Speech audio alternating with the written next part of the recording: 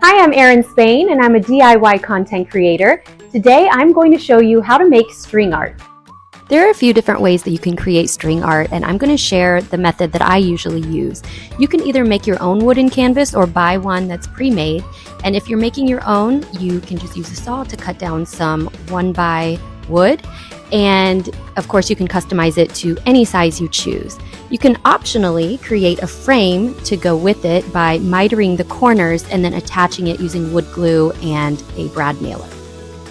If you're going to paint or stain your frame, I find that it's easier to do that before attaching it. And then of course you can paint or stain your actual wooden canvas as well. I've used an old school projector before to project an image onto my canvas and then trace it, but in this case I just printed out the image that I wanted to use, taped it in the center of my wooden canvas, and then I traced it with a pencil, pressing hard enough so that it made an indentation in the wood, which I could follow so that I'll know where to place my nails.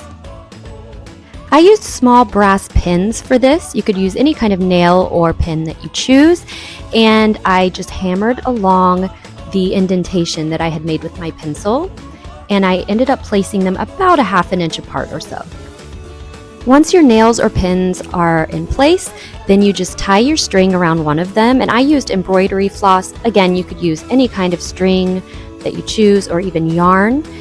Tie it in place, and then you just will randomly wind it around the pins, crisscrossing, going back and forth, making sure that you leave negative space where it's meant to be negative space.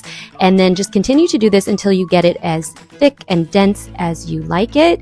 And then at the end, you're just going to tie off the end of the string again and then snip the excess. You can add picture hanging hardware to the back of your wooden canvas, and then you're done. It's very, very simple.